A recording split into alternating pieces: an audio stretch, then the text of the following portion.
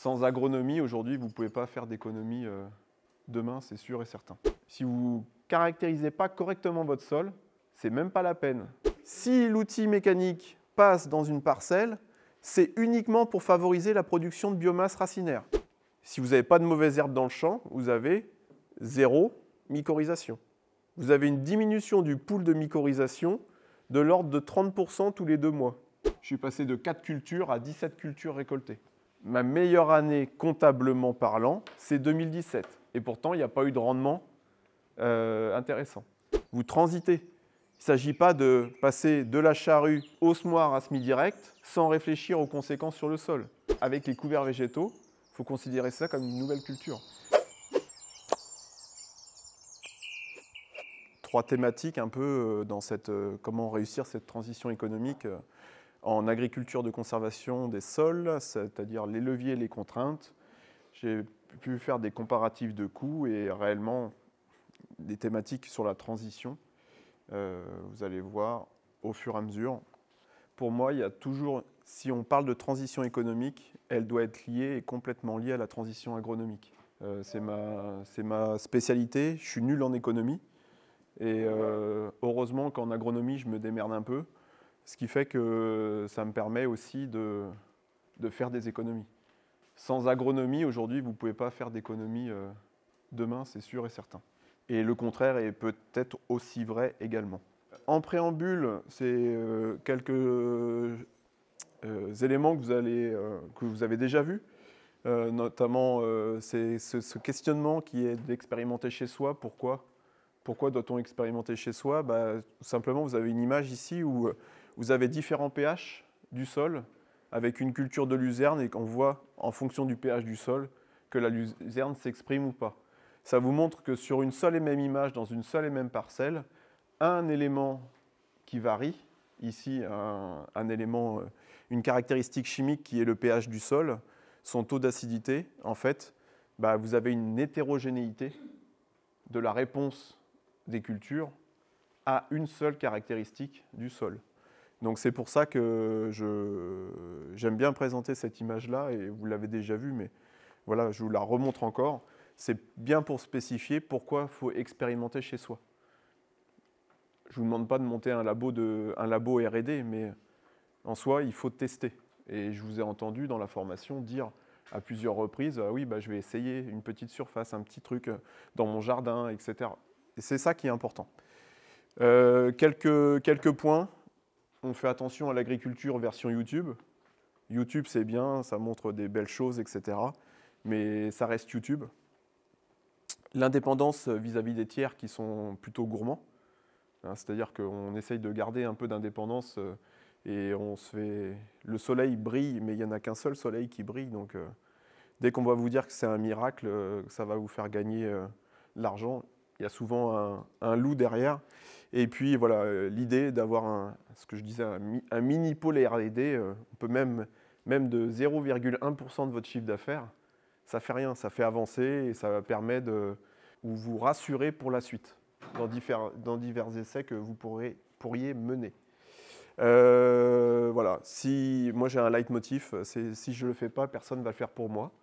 Donc c'était en 2017 ou 2018, ma petite moissonneuse d'expérimentation.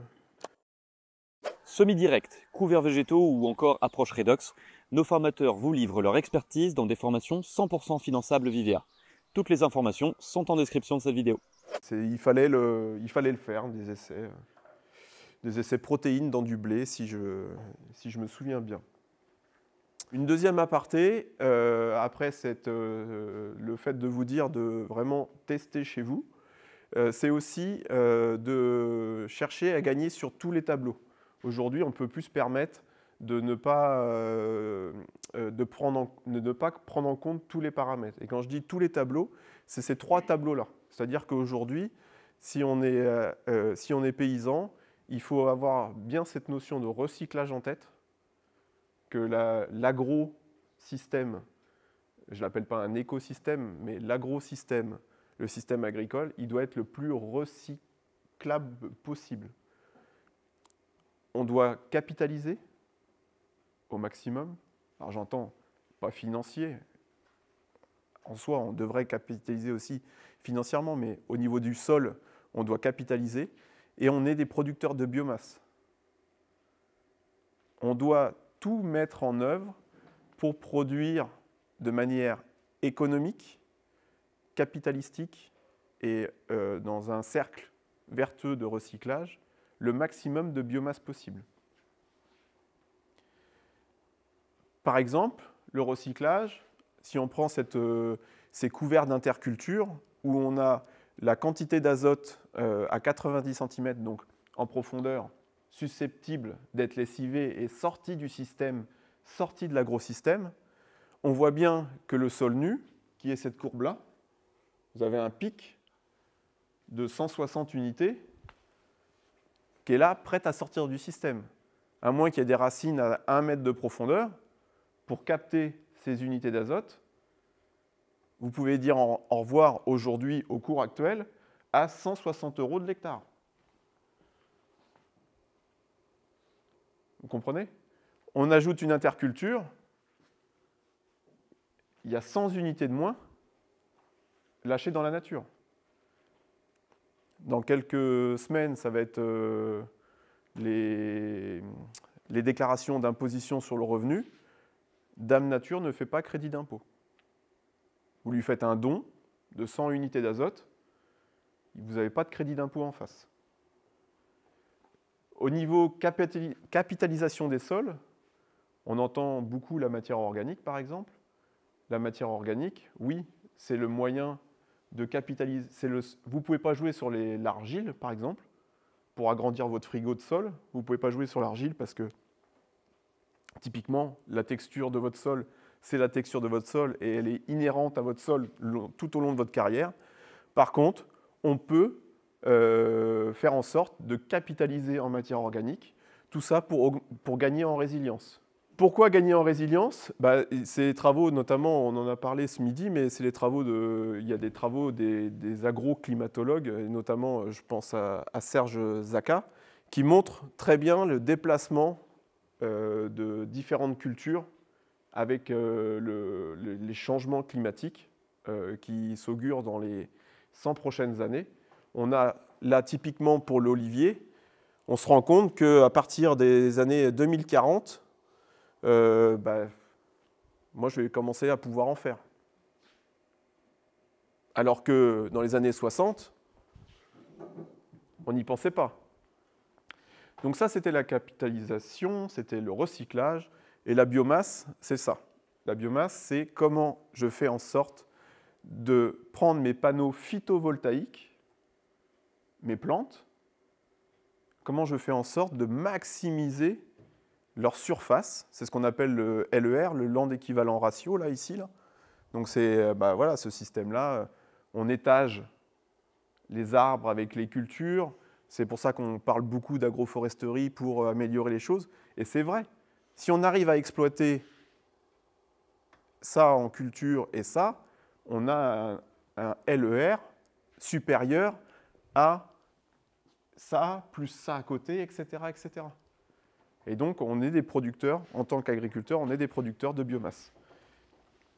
OK, donc ça, c'était les préambules. Et donc, maintenant, attaquons les contraintes et les leviers de la transition. Les leviers, c'est comment je fais pour maximiser mes marges. Et les contraintes, c'est comment je fais pour minimiser mes marges. Les deux sont intimement liés. Les transitions actuelles vont se faire différemment des transitions passées. C'est-à-dire que vous ne pouvez plus prendre en exemple quelqu'un qui est passé au semi-direct dans les années 2000. Pourquoi? Parce qu'on voit bien que le climat, c'est une espèce d'accélérateur. Et en soi, ça a beau être un accélérateur pour plein de choses, pour le réchauffement, pour plein de choses, il y a une espèce de dérèglement qui est là, qui fait que les transitions sont beaucoup plus longues que les transitions auparavant. Il ne faut pas se leurrer. Il va toujours y avoir une année de merde où vous n'allez pas pouvoir faire le plan établi comme ça aurait pu l'être. Et donc, c'est ça qui va faire en sorte de ralentir cette transition, malheureusement. Vous avez le droit de vous tromper. Ça arrive à tout le monde, même les meilleurs qui labourent se trompent. La différence entre moi qui me trompe, qui fait une erreur, et un laboureur, c'est que le laboureur, il va dire c'est la faute à pas de chance ou c'est la faute du climat. Et de moi, si je me trompe, ça va être de la faute de ma technique. C'est tellement ancré la mécanisation. Vous savez, hein, si la mécanisation était le premier, si la charrue était le premier désherbant, parce que c'est ce qu'on nous vante, hein, ça ferait longtemps qu'il n'y aurait plus une seule mauvaise herbe en France. Vu le nombre de fois où les socs, où les versoirs sont passés dans les parcelles, je ne comprends pas qu'il reste encore des mauvaises herbes.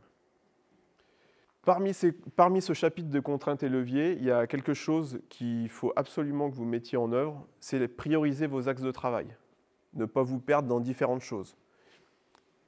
Tout ça afin d'optimiser le technico-économique, tout ça en étant lié à des contraintes dans l'environnement, social, politique, écologique, sociétal, ce que vous voulez.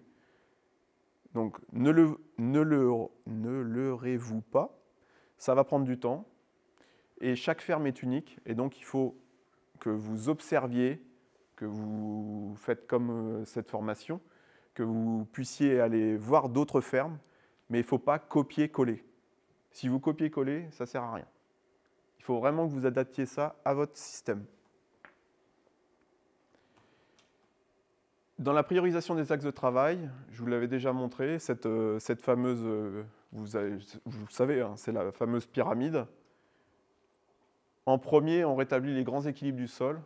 En deux, on regarde la biologie, les plantes, comment ça, la rotation, les couverts, comment l'assolement peut se faire.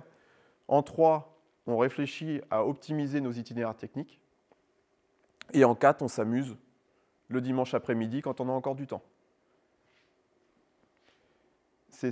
Franchement, c'est dans cet ordre-là que vous ferez le moins d'erreurs, que vous pourrez optimiser le mieux et que vous allez transiter, même si on transite toute sa vie, il ne faut pas se cacher non plus, que vous allez transiter le plus vite possible.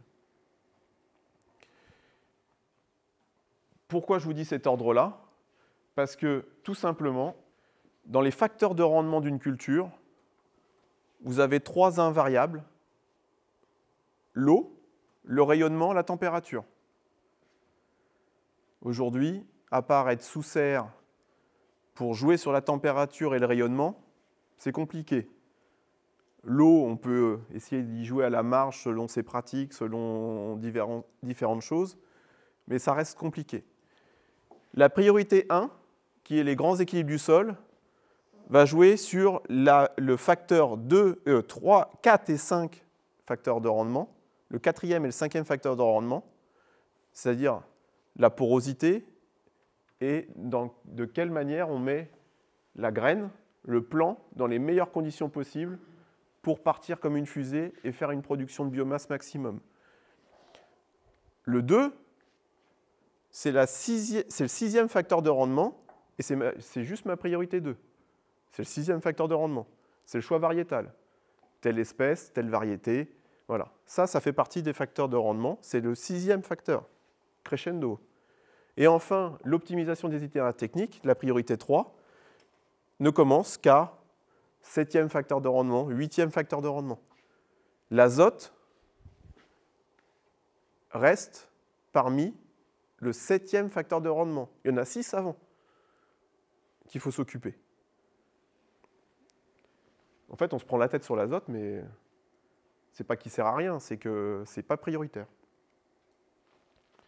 Et donc, c'est résumé sur cette pyramide que vous avez déjà vue au préalable. Hein, c'est un comparatif avec la pyramide de Maslow pour l'être humain, où on a des besoins physiologiques, de sécurité, d'appartenance, d'estime et d'accomplissement. Et ben, on fait la même chose avec on peut faire la même chose avec le sol et nos cultures et nos parcelles, etc. Dans cette transition, on base les priorités sur le sol, les végétaux, ensuite les itinéraires techniques. Ces trois-là sont liés. Et le dimanche après-midi, on peut faire un peu de loisirs, de choses alternatives. Dans votre transition, vous allez mettre priorité 1 et 2 qui vont s'équilibrer au départ d'un point de vue économique avec les priorités 3 et 4. Ça veut dire quoi? Ça veut dire que ce qu'il va falloir faire, c'est peut-être en enlever la priorité 3, essayer de comment on fait pour diminuer les charges en optimisant les itinéraires techniques, pour pouvoir basculer des choses pour rétablir les axes de travail numéro 1 et 2. On va le voir par plusieurs exemples par la suite. Et après, post-transition, on peut mettre le paquet, parce que normalement, post-transition, la priorité 1, votre sol, il est acté, quoi. Et donc, on va se concentrer sur le végétal pour maximiser la biomasse et optimiser encore les itinéraires techniques pour dégager de la marge. Je n'ai jamais mis en gras la priorité 4. Alors, on va les voir plus au cœur. Donc, dans rétablir les grands équilibres de sol, j'entends par là la structure, les amendements et les équilibres chimiques, et la gestion de l'organique. Je vous mets un gros point d'attention. Il n'y a pas d'impasse possible pour ces trucs-là. On l'a fait hier matin sur le terrain. On regarde, on en a parlé, beaucoup, etc. Avant de parler de savoir je choisis tel produit ou tel truc, si vous ne faites pas ça, si vous ne caractérisez pas correctement votre sol, c'est même pas la peine. Vous allez perdre de l'argent, du temps, de l'énergie et jusqu'à des fois vous dégoûter d'autres choses. Vraiment vous fixez là-dessus. Et si il faut faire des charges initialement, c'est pour cette priorité-là. S'il y a des choses à investir, ce n'est pas dans de la poudre de perlimpinpin, mais c'est dans des choses réellement utiles pour régler, pour rééquilibrer cette priorité-là. La structure du sol. En fait, j'aime bien la notion de structure de SDD et de SDI. Structure à durée déterminée, SDD, c'est comme un CDD et un CDI. Et structure à durée indéterminée. Le biologique, c'est la structure à durée indéterminée. Une galerie de vers de terre dans un sol qui se tient avec une texture plutôt argileuse. Une galerie de vers de terre peut tenir 7-8 ans. C'est-à-dire que vous avez un espèce de tuyau de drainage vertical, si c'est une galerie d'annécique, pendant 7-8 ans, en vertical. Ça évacue trop d'eau. Tout ce qui va être mécanique, c'est du SDD. Ça a une durée déterminée. Donc, les outils mécaniques, il ne faut pas les rejeter pour autant. Ils sont juste là pour aider la biologie. Si l'outil mécanique passe dans une parcelle, c'est uniquement pour favoriser la production de biomasse racinaire. Et donc, du coup, de biomasse végétale. Là, on voit la surface du sol sur cet exemple-là par rapport à là. C'est deux cultures sarclées identiques. Ce n'est pas les deux mêmes façons de travailler. Moi, je préfère que vous soyez dans cette situation-là que là. Là, on voit bien qu'il y a une espèce de battance dans l'interrang. Et donc, du coup, comme il y a de la battance dans l'interrang et de la lumière, la nature, elle met en place des dispositifs pour protéger son sol. Parce qu'elle, comme elle ne fait jamais crédit d'impôt, qu'est-ce qui se passe? Elle va se retrouver dans cette situation où on se dit « Attends, il y a des trucs qui se barrent, ça ne va pas. Il faut que je refoute de la biologie. » Elle a une banque de graines inconsidérable. Ce n'est même pas la peine d'essayer de l'épuiser par quelque moyen que ce soit. Il faut juste mettre votre sol dans les meilleures dispositions possibles. Là, cette photo-là, ça a été pris le même jour. 2 sorties de drainage différentes, 2 parcelles différentes. L'eau est plus claire sous une parcelle qui était en semi-direct par rapport à une parcelle qui était en sol travaillé. Qu'est-ce que ça indique ça? C'est-à-dire que tout ce qu'on voit de marron, c'est le meilleur du champ qui se barre, et en fait, on perd de la fertilité du fait de ce passage d'outils mécaniques, etc., etc. Et là, avec les 18 mois de flotte qu'on vient de prendre dans la tronche, il y a une énorme quantité de fertilité qui s'est barrée de nos parcelles. Comme il n'y a pas de racines pour retenir, etc., etc. Donc, structure du sol. Comprenez? Et le mécanique n'est là que pour aider le biologique. C'est sûr que si vous essayez de semer du blé sur du béton, bah autant le décompacter, le fissurer, etc. Il a besoin aussi de s'exprimer. Donc si le mécanique va être là pour engendrer plus de biomasse, utilisez-le. S'il n'est pas utile, et s'il va être là pour dégrader la structure, ne l'utilisez pas. Le chimique, il y a 2 points essentiels qui sont le pH. Je ne reviendrai pas sur l'image puisqu'on l'a vu au départ. Donc on voit bien que le pH, et puis les mesures de pH hier matin étaient aussi vraiment... ça permettait d'observer réellement l'état d'acidité de ton sol, Philippe. Et la gestion calcique. Le calcium, je vous ai assez fait le schéma depuis 2 jours. Entre d'un côté, je prends de la matière organique, de l'autre côté, je prends des argiles, toutes les deux chargées négativement. Ça tombe bien, moi je suis un calcium, j'ai 2 charges positives. Je tiens ça, je crée un complexe argilo-humique. La biologie entre là-dedans, ça crée des agrégats, de la porosité en SDI, en structure à durée indéterminée. Et donc, la gestion calcique, je vous ai appris que c'était la cocaïne du sol, mais c'est exactement ça. Donc il faut vraiment faire attention à ça. Ensuite, la gestion de l'organique. Alors on entend par organique, il y a les résidus de culture, il y a les apports exogènes et il y a la mycorhisation. En France, il y a une évolution des assolements. On a une diversité de l'assolement qui fait qu'on a moins d'espèces. Toutes les fermes ont moins d'espèces dans l'assolement. Il y a eu notamment un changement avec l'arrivée du colza, en lieu et place beaucoup du tournesol pour la production d'huile, dans les années, je sais pas, moi, 60, 70 certainement. Et le colza, il y a une fonction que le tournesol a mais que le colza n'a pas, c'est la mycorhisation possible avec cette plante-là. Qu'est-ce qui se passe? La mycorhisation, c'est, pour schématiser, c'est l'association entre des champignons et les racines des plantes. Je sème un colza à la mi-août, il ne mycorhize pas, et je le récolte en juillet, et je vais semer un blé derrière, dans des repousses de colza qui ne mycorhizent toujours pas. Je vais semer un blé avec un traitement fongicide. Ça ne doit pas trop bien aller avec les mycorhizations, dont je ne connais pas la rémanence. Et tout ce que je peux vous dire, c'est que entre, admettons, la céréale qui mycorhizait, qui a la possibilité de mycorhizer en N-1, et dont la mycorhisation s'arrête à la maturité, pas à la maturité, mais au déclin vers la maturité, c'est-à-dire, on va dire, au 1er juin, pour schématiser, et le printemps, presque 2 ans plus tard, vous avez, si vous n'avez pas de mauvaises herbes dans le champ, vous avez 0 mycorhisation. Vous avez une diminution du pool de mycorhisation de l'ordre de 30% tous les 2 mois.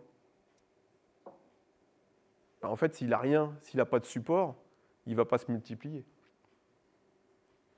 Donc, dans la gestion de l'organique, dans la gestion même structurale, parce que les mycorhizations, ça permet de structurer vos sols, les agrégats, c'est quelque chose qui est hyper important de prendre ça en ligne de compte. D'où l'intérêt des plans de compagne aussi, qu'on pourrait rajouter là.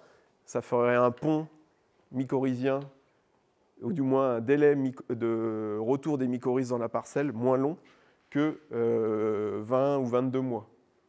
2 ans sans mycorhize. Donc oui, voilà. Au niveau de du deuxième axe de priorité, c'était, grosso modo, je vais l'appeler caler son assolement.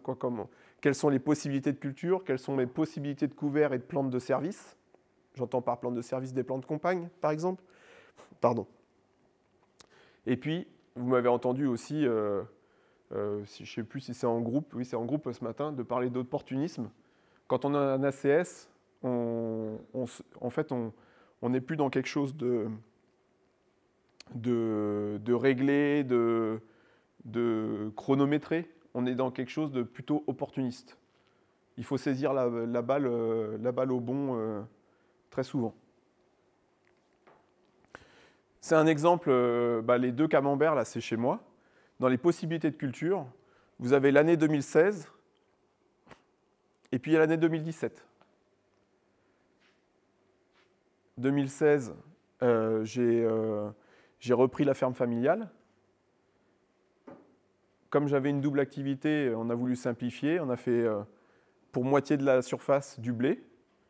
C'était l'année où il fallait plutôt diversifier son assolement puisque le blé a été mis à l'amende par les conditions climatiques.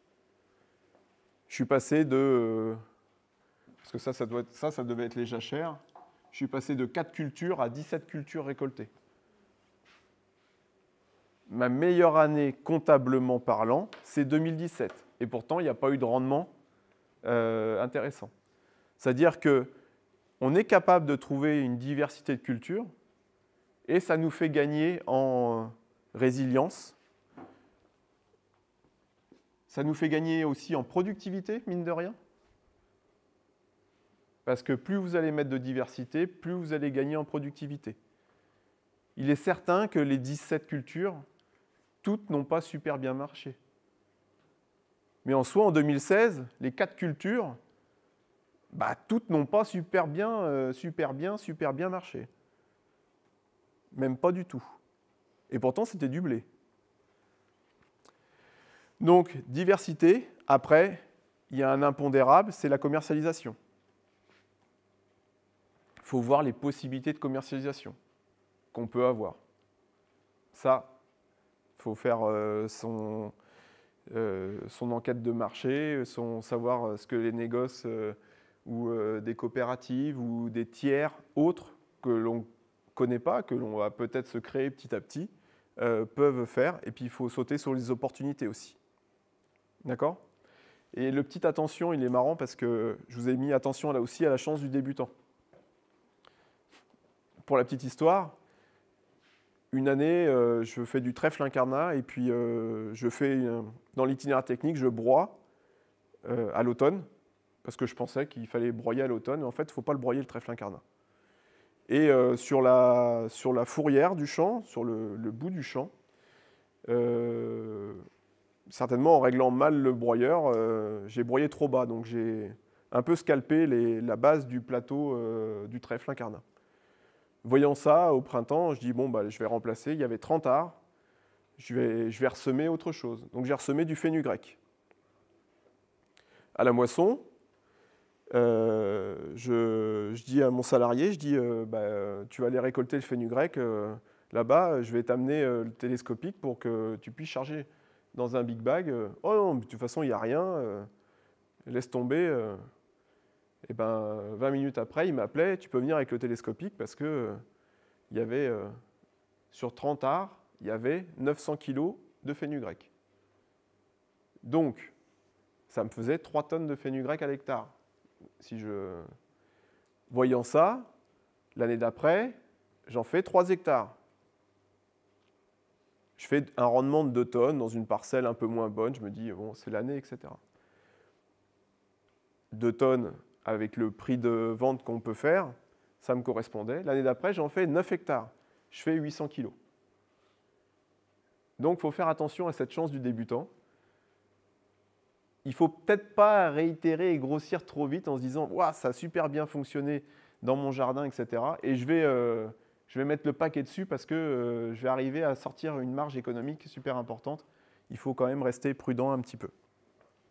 J'ai passé un peu de temps là-dessus.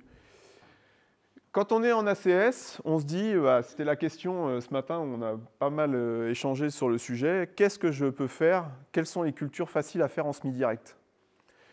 Je vous les ai un peu résumées ici.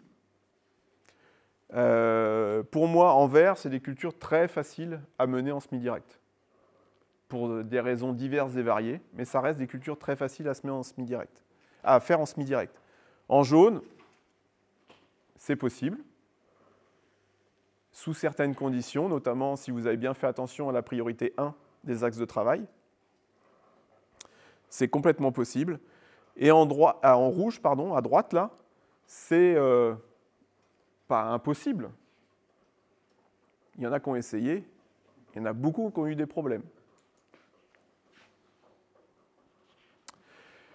Pour les possibilités de couvert et plantes de service, il faut rester quand même pragmatique. C'est l'exemple là qui m'a été partagé par Martin, notamment. C'est que vous ayez 6, 10, 15, 25 espèces dans votre couvert végétal, à un moment donné, la biomasse, ça ne sera pas proportionnelle au nombre d'espèces dans le couvert. Donc, partant de là, voilà, à un moment donné, ne vous tracassez pas non plus la tête. C'est bien de diversifier, mais quand on commence, ça ne sert à rien de vouloir être plus royaliste que le roi.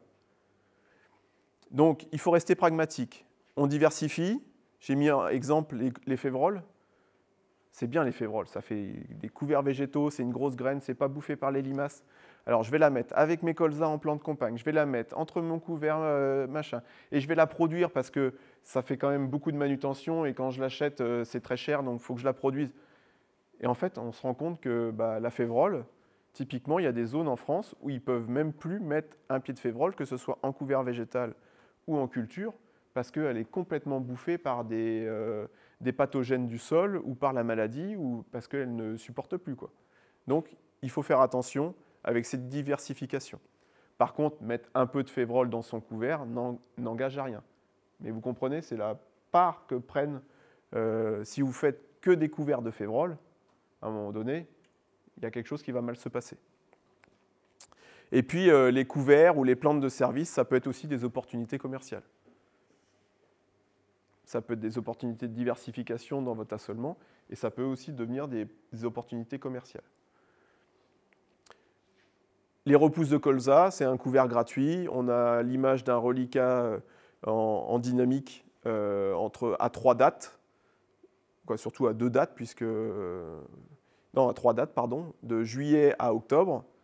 On voit bien que sur un sol nu, vous avez un relargage de presque 100 unités d'azote, alors que si vous avez des repousses, vous avez toujours moins d'azote qu'initialement.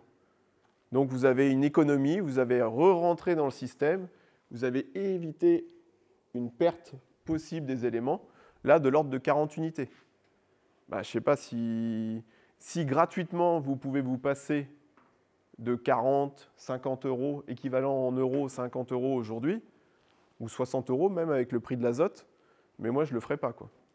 Donc l'idée de recyclage, elle doit toujours être là. Et c'est à ça aussi que servent les plantes de service, comme les couverts végétaux ou autres. Les plantes compagne en colza, à gauche de la photo, le blé est beaucoup plus vert à l'automne qu'à droite, parce que là, le colza avait des plantes compagne, à droite, il n'en avait pas. C'est-à-dire que les plantes compagne bien installées, elles ont profité au colza, mais elles profitent aussi au blé qui va suivre. La biomasse en interculture, pendant l'été, c'est des panneaux phytovoltaïques qui captent l'énergie solaire et qui transforment ça en énergie pour votre sol, donc qui aggradent votre fertilité globale. C'est dans ce que je vous ai dit qu'il faut cadrer en répondant à ces problématiques agronomiques à court terme, et il y a encore beaucoup à apprendre et à comprendre. Même pour moi, hein, je connais absolument rien aujourd'hui de ce qu'on va être capable de comprendre. Et il faut surtout, je pense, inventer, être créatif, et puis de tester. Pour moi, c'est important de vraiment tester. Partie 3, la priorité 3, on optimise les itinéraires techniques. Alors souvent, vous êtes plus à l'aise parce que ça vous parle plus, mais c'est que la 3e priorité. Ça vous parle plus parce que vous le touchez au quotidien dans votre travail. Et donc, voilà. Alors, de mon côté, je vois l'optimisation des itinéraires techniques sur ces différents points-là. C'est-à-dire réduire les charges de mécanisation, utiliser mieux, utiliser moins, acheter mieux et utile et vendre mieux. J'utilise moins, j'utilise mieux. Vous voyez? Tout ça, ça doit vous faire dégager une marge supérieure. J'ai envie que tu restes. Donc ces points-là, c'est de la vraie agronomie. Dans l'optimisation des itinéraires techniques, c'est de la vraie agronomie. Si vous voulez optimiser les itinéraires techniques, c'est de la vraie agronomie. On ne peut pas vouloir optimiser son itinéraire si on ne comprend pas le cycle de l'azote, par exemple. Si on ne comprend pas un cycle végétal. Si vous sentez que vous n'êtes pas à l'aise, faites-vous accompagner.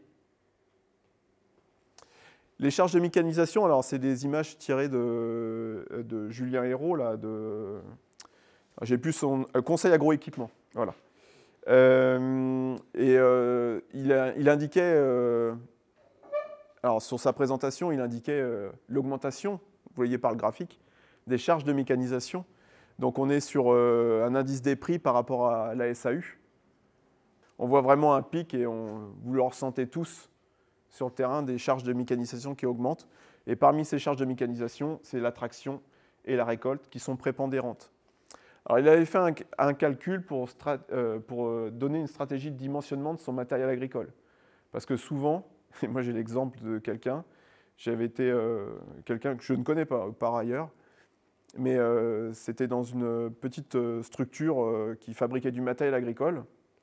Et je vois un énorme déchômeur, mais un truc monstrueux. Il était tellement monstrueux qu'il fallait faire en sorte qu'il soit possiblement découpé en deux, donc vissé, boulonné, séparé en deux, parce qu'il ne rentrait pas dans le bac à peinture de l'entreprise par ailleurs. Ben, je dis, ah non, mais en fait, le truc, il faisait 13 mètres de large. Je dis, bah, qui c'est qui peut... Ah bah, il a augmenté de 40 chevaux la puissance du tracteur. Il avait un déchômeur de 12 mètres. Il a voulu un déchômeur de 13 mètres ou 13 mètres 50. Je dis, waouh, on en est là, quoi. C'est-à-dire que ce n'est pas parce qu'on a un plus gros tracteur. Donc la stratégie du dimensionnement, elle est horrible. Elle nous mène à des trucs. Et donc, Julien, là, il s'est amusé à calculer ces composantes de dimensionnement. Et c'est intéressant parce que, alors vous allez me dire, c'est pas vrai, parce que donc de 2010 à 2020, il a pris 10 ans, et il a regardé les jours où les conditions étaient favorables en semi-direct et en labour. Et c'est les jours en vert. Donc les jours du 10 octobre au 10 novembre, donc la période de semis à peu près globale française de semis de céréales d'automne, pendant 10 ans, pendant une décade.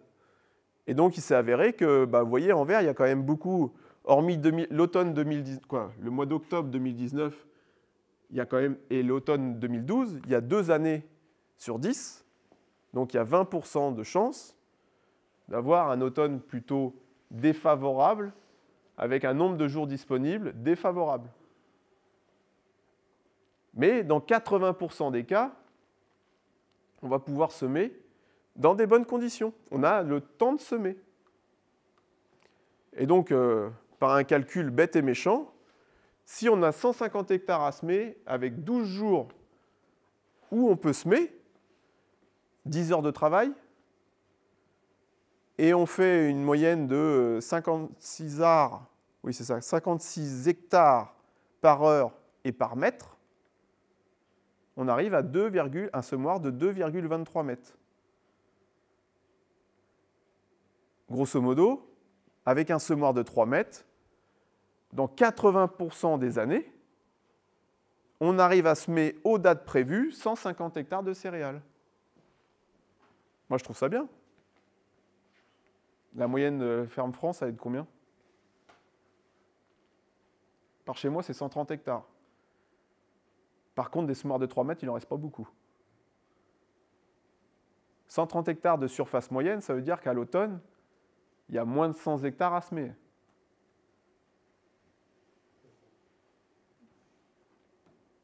Oh, ça fait réfléchir. Hein. Et puis, il faut rester pragmatique, encore une fois, je vous le remets, ce mot-là. Si on n'a pas réglé les priorités 1 et 2, se lancer en semi-direct, c'est aller au cimetière. Pour l'entreprise, j'entends. Il faut pas y aller pour se dire ouais, je vais faire du semi-direct, je vais consommer moins de fuel, j'ai envie de bien faire ou être trop dogmatique. À un moment donné, il faut être catégorique.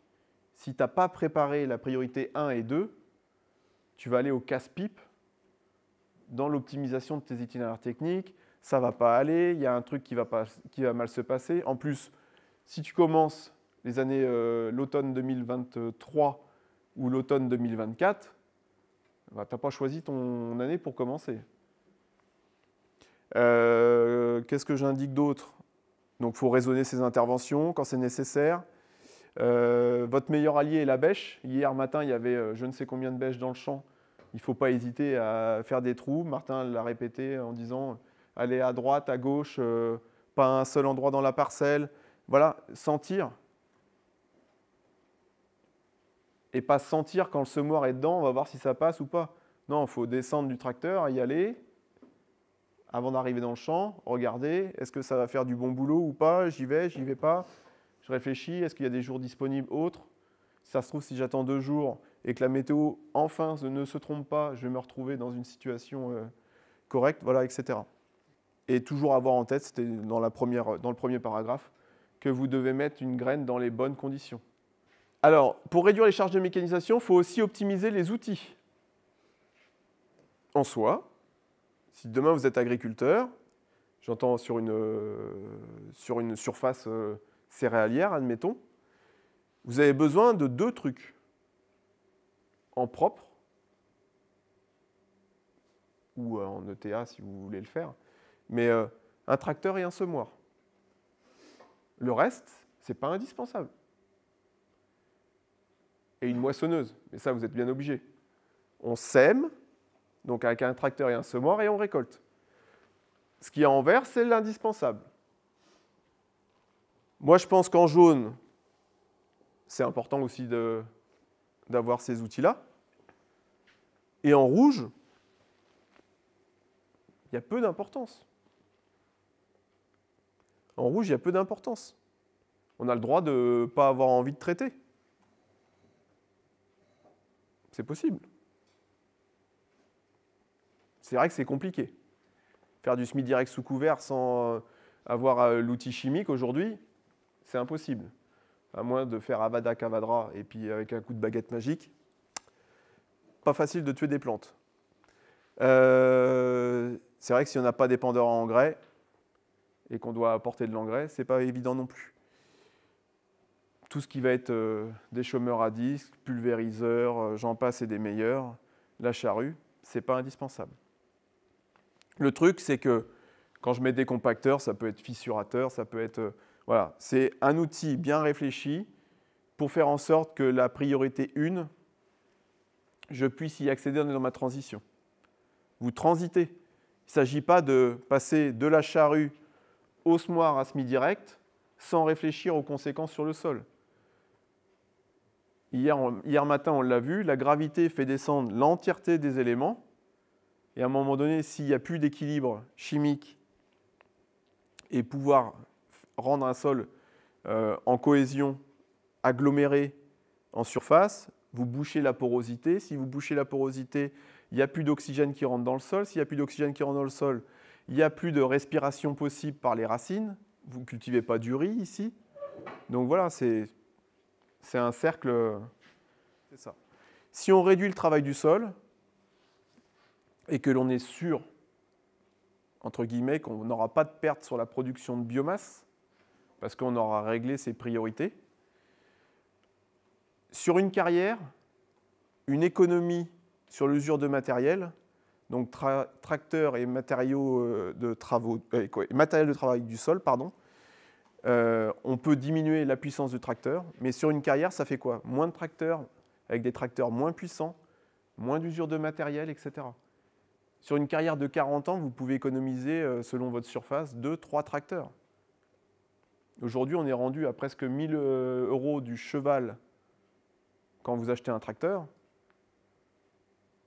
bah, vous avez capitalisé sur autre chose.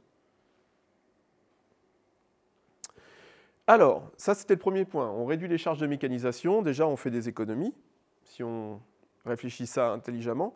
Et le deuxième point, c'est on utilise mieux nos charges productives.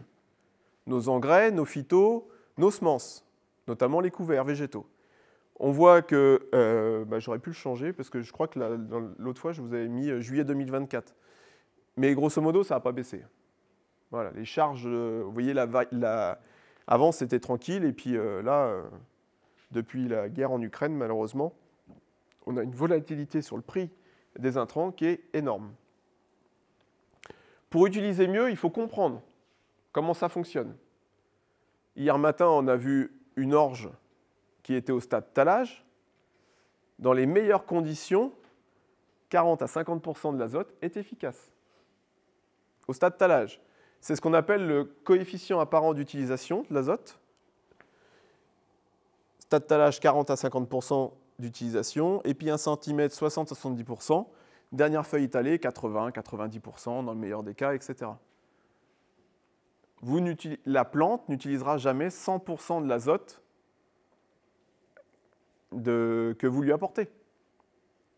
Quand on cherche de l'efficience azotée, vouloir l'apporter trop tôt ou des conneries qu'on entend avant l'hiver, je balance tout et la nature fera le reste, oui, on balance dans un gros truc, on espère qu'on croise les doigts qu'il n'y a pas une grosse galerie de vers de terre et que ça ne descende pas, qu'il n'y ait pas une partie qui parte ailleurs. Oui, il en restera toujours. Oui, ça peut fonctionner. Mais intellectuellement, écologiquement, etc., c'est une hérésie de ne pas fractionner, de ne pas se dire « bah ouais, mais s'il fait sec, au 1er mars et qu'il ne tombe jamais d'eau avant l'été, que ta plante elle ait eu 180 unités ou 0 unité, vaut mieux que tu en aies mis 0, parce que de toute façon, ton rendement, ce n'est pas l'azote qui fera le rendement. Donc il faut connaître cette efficience azotée. Moi, je trouve ça hyper important. En plus, plus vous allez mettre un gros apport, moins ça va être valorisé. Et c'est cette image-là, je passe très vite, mais c'est cette image-là qui le montre très clairement. C'est-à-dire que plus vous apportez un gros apport, moins l'efficacité est... En fait, il y a une réorganisation de l'azote dans le sol que vous apportez, et après, il faut que ça soit l'activité biologique du sol qui vous restitue l'azote à la plante, etc., au fur et à mesure. Et ce n'est pas dit que ça soit sur le blé qui était en culture à ce moment-là. Les phytos, si on veut utiliser mieux des phytos, la première des choses à faire, c'est d'utiliser dans des bonnes conditions. Ça, c'est le B à bas. Si on traite la nuit, ce n'est pas pour se cacher des autres, c'est pour passer dans des bonnes conditions. Si vous avez une humidité relative de 60% et que vous êtes à 1 mètre de la cible, votre rampe à 1 mètre de la cible, 20% du produit n'arrive pas à la cible. Oui, parce que moins d'humidité, c'est une gouttelette d'eau, ça fond. Alors si en plus vous faites des fines gouttelettes parce que vous avez une pulvérisation, que d'un point de vue matériel, vous êtes mal réglé, etc., on peut avoir des pertes dans l'atmosphère comme ça. Et ça, c'est pas bon. Pas bon du tout. Les couverts végétaux, on achète de la semence de couvert végétal. C'est suffisamment cher pour déjà espérer avoir de la bonne semence et ensuite ne pas faire de conneries, c'est-à-dire faire en sorte de connaître ce tableau-là, pas par cœur, mais de se connaître au moins cette notion de rémanence de produits phyto, c'est-à-dire qu'il y a des produits phyto de désherbage qui ont, de manière pragmatique, concrète, des dates limites d'utilisation dans la parcelle si on veut faire un colza derrière ou un couvert végétal, par exemple. Donc là, on était sur utiliser mieux. Maintenant, si on utilise moins. Tout à l'heure, on avait parlé du phosphore. Le revoilà ici. Le phosphore, les apports de triple 13, donc au printemps en surface, ce n'est pas pour la culture en place. C'est pour engraisser la mine du sol qui est là, pour les cultures suivantes, etc. Il a un taux de déplacement tellement faible, le phosphore, que la bille de phosphore en surface ne sera pas utilisée pour la culture en place. On positionne tout engrais phosphaté à proximité de la graine. Il n'y a pas d'autre solution, ou à proximité des racines, mais pas en surface au printemps dans une céréale d'automne en place. Il y a eu des abacs là, quand l'azote a bondi il y a 2-3 ans. Là. Il y a eu des abacs technico-économiques entre, en abscisse, le prix du blé, en ordonnée le coût à l'unité de l'azote. Et en fait, l'idée, c'est de se retrouver dans cette zone-là pour se dire, bon, bah, si je veux, en fait, si j'ai un coût de l'azote à tel prix, par exemple, j'ai un coût de l'azote à 1 euro, mon unité d'azote vaut 1,20 €, eh bien, il me faut un blé pour être à l'équilibre, il me faut un prix du blé à 210 €, par exemple. Si j'ai mon prix du blé qui chute qui perd 20 €, il faut que je mette moins 6 unités pour rester dans le technico-économique. En blanc, c'est l'air de dire, bon, bah, si vous changez cette variabilité d'unité, ça ne va rien changer sur votre rendement. Il faut faire attention, mais on peut se servir. Autre point, on achète mieux et utile. C'est un collègue qui m'a envoyé, sa facture. Et il me dit, je paye ça 12 € le litre. Au même moment, je vais sur un site internet de commerce en ligne. Et c'était à 6 € le litre. Tu en as acheté combien? 130 litres. Tu aurais gagné 780 € avec un clic sur internet à ce moment-là.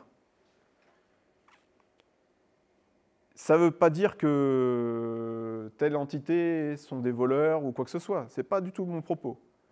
Ça veut dire qu'en tant que chef d'entreprise, quand on est agriculteur, on se doit de regarder la concurrence. On ne doit pas faire confiance aveugle à quelqu'un qui nous vend quelque chose. Acheter mieux utile. Souvent, on va nous poser la question, notamment avec les membres qu'on va suivre chez AgroLeague, qu'est-ce que tu penses des semences certifiées, des semences, etc., etc. Bon, c'est une histoire qui m'est arrivée cette année. C'est-à-dire que je fais de la multiplication pour un organisme, la multiplication de semences pour un organisme. C'est du blé améliorant. Donc, il y a une prime de multiplication. Elle est ici. La prime de multiplication elle est de 180 € par hectare. Vous dites, chouette, 180 € par hectare. Moi, quand je fais ma semence certifiée, ça me coûte, c'est où que j'ai mis 60 € de l'hectare. Quand j'ai reçu la facture de la semence certifiée de l'organisme, ça me coûte 260 € par hectare. Eh bien, rien qu'à d'acheter le prix de la semence à l'organisme, ça me bouffe la prime de multiplication. Après, j'ai fait un détail, en soi-disant que les semences G4 sont un peu plus productives, donc je lui ai rajouté 2 quintaux, que l'idée de multiplier de la semence de blé améliorant, c'est notamment, tu n'as pas à avoir la protéine. Moi, ce qui m'embête dans du blé améliorant aujourd'hui, c'est de mettre beaucoup d'azote. Donc là, je n'ai pas à jouer sur la protéine, donc ça me va. Donc du coup, comme il y a la prime variétale, à la fin, la marge brute en soi, parce que je mets moins d'engrais, là, 225, bah, je n'ai pas à jouer sur la protéine. Voilà, ça me permet de dégager une marge brute supérieure. Mais j'ai trouvé ça fou que ma prime de multiplication, le travail que vous faites en multiplication, soit bouffé par le surcoût de la semence. Donc, il faut faire attention à ça. Au niveau, pour réussir ces couverts, oui, c'est un peu entrecoupé, mais pour réussir ces couverts, etc., il faut que vous réfléchissiez vraiment à ces points-là. Je ne vais pas y revenir, les couverts, vous les avez vus, etc. On va chercher à avoir un juste retour sur investissement. Et il ne faut pas oublier que les couverts végétaux, ce n'est pas la première année que vous allez réussir les mieux. Il y a un effet un peu boule de neige, c'est-à-dire que c'est d'année en année. Moi, des fois, ça n'a pas fonctionné, puis des fois, ça fonctionne. Et après, on se rend compte que plus ça fonctionne, plus ça fonctionne, plus ça fonctionne. C'est cool. En fait, avec les couverts végétaux, c'est ça qui est dur aussi pour ceux qui n'en font pas ou qui ont peur d'en faire, c'est que c'est une nouvelle culture. Il faut considérer ça comme une nouvelle culture. Ce qui fait qu'il y a des besoins agronomiques, il y a des capacités, de gestion aussi du couvert à avoir, etc. D'où l'idée aussi de se faire accompagner, pour avoir un regard extérieur. Il ne faut pas vendre du rêve, c'est joli en bas à droite. Ça, c'était en 2017, c'est des résultats sur ma plateforme de couverts végétaux. On a des grosses biomasses et tout. Ce n'est pas tous les années comme ça. On mesure le bénéfice et risque, etc. Et donc, je m'étais amusé à mesurer les valeurs fertilisantes en fertilisant de mon couvert végétal. Il y avait des plantes comme le tournesol ou radis chinois où on arrivait sur des 600 € en valeur fertilisante de capter par la biomasse aérienne. Pas la biomasse racinaire, mais la biomasse aérienne. C'était énorme. En valeur à l'époque, aujourd'hui, ça doit valoir la même biomasse aujourd'hui, captée par le couvert, ça doit être équivalent à 1 000 € d'engrais, quoi. Parce qu'en 2017, les prix étaient quand même inférieurs à aujourd'hui. Sachez qu'un point de matière organique, c'est 2000, 3000 unités d'azote. Donc de l'engrais, il y en a dans nos sols, par hectare, j'entends. Le tout, c'est quelle machine je mets en route pour activer tout ça et que ça soit fluide, que ça recycle, etc. Une petite étude qui avait été faite chez AgroLink notamment, où on demandait le coût des semences à l'hectare pour 150 grains, et on voyait bien que la semence de ferme était 3 fois plus économique que de la semence achetée. Ensuite, voilà, on est toujours pareil. Si on multiplie par 2 la densité, automatiquement, on a toujours ce rapport. Et puis, voilà, pour acheter mieux et utile, voilà, parce qu'on va vous dire, par exemple, on a une préconisation de semer dense un couvert végétal. Si on veut contrecarrer certaines problématiques, quand vous semez un blé, qui sème ici un blé à 100 grains au mètre carré? Je vous pose la question. Hein? Vous semez un blé à combien de grains au mètre carré? Combien? 350? Qui c'est qui dit mieux? 350. Mathias, il dit 400? À peine 400. D'accord. Est-ce que tu sais combien de grains au mètre carré tu sèmes de ton couvert végétal? Hein? 1000? Oh.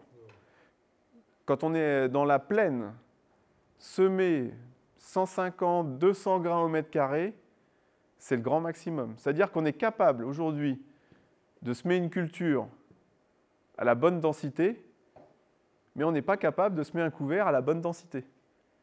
Parce qu'on a l'impression qu'un couvert nous coûte. Mais quelques diapos avant, je vous montre qu'un couvert peut aussi capter, faire rentrer dans un cycle de recyclage presque 1 000 € d'éléments fertilisants. Donc un couvert, ça ne coûte pas. Un couvert, ça sert à entretenir votre cycle de recyclage, et un couvert, ça sert à éviter les pertes dans l'environnement. Une fois que c'est perdu, c'est perdu.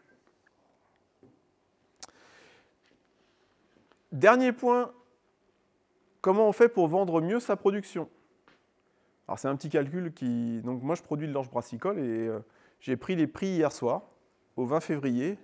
La caractéristique de l'orge brassicole, c'est qu'il y a un critère de qualité qui est le calibrage. Et pour qu'elle soit dite brassicole, elle doit avoir un diamètre. En fait, elle ne doit pas passer à travers d'une grille qui fait 2,5 mm de large. Si ça tombe en dessous de 2,5 mm, c'est classé comme orgette. Et l'orgette, en soi, de manière qualitative, c'est comme de l'orge fourragère.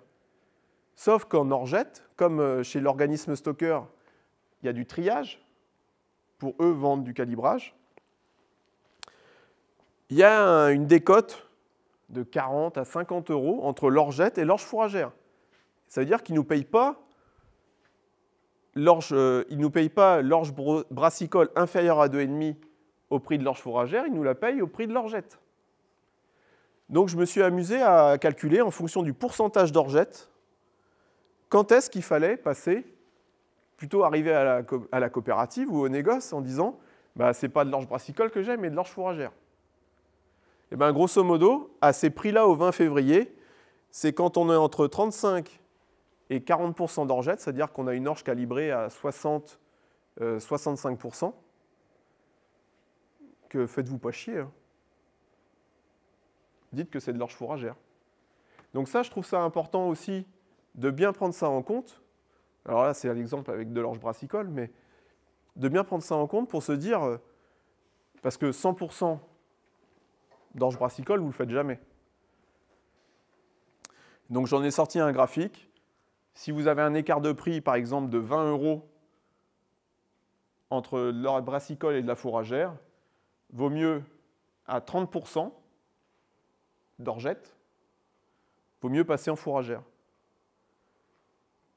Si vous avez un écart de prix de 60 € entre la brassicole et la fourragère, il faut vraiment que vous ayez là une orge de merde, une orge brassicole de merde. Donc c'est-à-dire qu'elle soit en orgette à 80% pour la passer en fourragère. C'est ce qu'on appelle un seuil de bascule. Autre chose, bah, si l'organisme stocker peut trier, peut-être que je peux le faire aussi à la ferme. Et donc je me suis amusé à me dire, selon le pourcentage d'orgette que j'avais dans mon tas d'orge, si je triais, donc ça c'est sans triage, voilà, si j'ai 50% d'orgette, ça me fait un prix moyen à 167 €. Et si je trie, ça me fait un prix moyen à 190 €. Bah oui, parce que j'ai la moitié brassicole, la moitié fourragère. J'ai alloté en deux. J'ai augmenté de 13% mon prix de l'orge, parce que j'ai fait une manip. Si tu as l'outil à la ferme, même un petit outil, tu vois, c'est le genre de choses qu'on ne pense pas forcément. Mais des fois, dans des plans d'installation, des choses comme ça, il y a des outils. On pense tout de suite au tracteur, au semoir dans la transition, mais pourquoi pas essayer d'améliorer son outil de production pour mieux valoriser. C'est important. C'est des choses que moi, à titre personnel, je n'ai pas forcément pensé initialement. Si j'avais eu par exemple, en formation initiale, si j'avais eu cette démonstration, j'aurais peut-être réfléchi mes investissements différemment. Une petite comparaison d'itinéraire technique. Vous l'aviez déjà vu dans une précédente classe virtuelle. Cette année, entre mon voisin et moi, je sais ce qu'il a mis en soi, dans ce qu'il a fait comme charge dans son champ par rapport à moi. Je connais son rendement. Il avait fait 2 quintaux de plus que moi dans son colza. On avait semé le même jour. Ce qui est important, c'est pas qui fait mieux, qui fait quoi. C'est pas ça, on s'en fout. C'est que entre le labour où on regarde le rendement net, qui pourtant en rendement brut est supérieur au mien, on voit que c'est moi, à la fin, avec un prix de colza à 450 €, en rendement net, qui finit par gagner parce que les charges de production sont inférieures. D'où l'utilité de comprendre le cycle de l'azote, etc., etc. C'est pour gagner en rendement net. Si vous utilisez mieux, moins, et vous achetez mieux, et qu'en plus, en rendement net, vous êtes meilleur, ben vous allez jusqu'à la retraite. Ça vous va? C'est compréhensible? Dans les comparaisons d'itinéraires techniques, il y a ça aussi. C'était une plateforme que j'avais fait en 2015 en colza, où j'avais comparé selon 4 techniques de travail du sol. Donc labour, TCS, donc c'était au Terrano, strip-till et semi quasi direct. Donc avec un très léger déchômage de paille à l'époque, parce que c'était semé au semoir à disque, et donc je voulais un peu de terre. Avec donc, ces 4 techniques de travail du sol, avec et sans plan de compagne. Donc sans plan de compagne, c'est en marron, avec plan de compagne, c'est en vert. Donc qu'est-ce qu'on voit? On voit que plan de compagne, quand elles sont présentes, permettent d'être soit quasiment neutres, soit d'améliorer, d'aller chercher 1 à 2 quintaux. Et qu'est-ce qu'on voit? Quel que soit le travail du sol, on est à l'identique en rendement. Pour cette année-là, dans ce contexte pédoclimatique-là, je suis d'accord. Toujours est-il que j'avais fait une plateforme qui faisait au moins 4 hectares, que ça a été mesuré à la batteuse d'expérimentation avec des répétitions, et que ça permettait de dire, si vous implantez correctement un colza, on est capable, donc déjà ça permettait de dire que les plants de compagne ne sont pas néfastes, parce que le rendement autour de 40, presque à 40 quintaux, c'est pas dégueu comme rendement en colza. De 2, quelle que soit la technique de travail du sol, et là c'est pour ça que le colza aussi est intéressant en semi-direct, on est capable de produire autant de colza en labour qu'en semi-direct, à partir du moment où on a les principes de base également. Et donc, après, on avait calculé les charges à l'époque, des différentes opérations, et on avait fait la marge brute. Et on a 150 € de différence entre un labour avec plan de compagne et un semi-direct avec plan de compagne. On a une marge brute supérieure de 150 €. Allez, ça fait 15%, quoi. 10-15%. C'est pas déconnant, quand même. Ça vous donne de l'espoir. Vous n'êtes pas là pour rien. 4e priorité. Bah voilà, vous faites plaisir, vous testez quelques trucs. Vous ne croyez pas au Père Noël. Je vous assure, il n'existe pas. Je peux le dire, je peux passer à la télé, mes enfants savent qu'il n'existe pas. Donc c'est bon maintenant. Donc c'est testé, hein, les biostimulants, et puis vous allez avoir toujours les gens qui pensent que ça fonctionne, les gens qui pensent que ça ne fonctionne pas. Oui, ça fonctionne. Ça fonctionne dans certains cas, ça ne fonctionne pas dans d'autres, etc. Mais ce n'est pas votre priorité. Dans la transition telle qu'on l'entend, ce n'est vraiment pas votre priorité. Vous ne pouvez pas avoir de transition économique, de transition agronomique sans transition économique, etc., etc. Et oui, en plus, j'ai le regret de vous dire qu'en plus d'être des agriculteurs qui devaient penser au commerce, à la mécanique, à la production, etc., il faut aussi penser à la comptabilité, à la gestion, à tout ça. Enfin bon, c'est le plus beau métier du monde, paraît-il.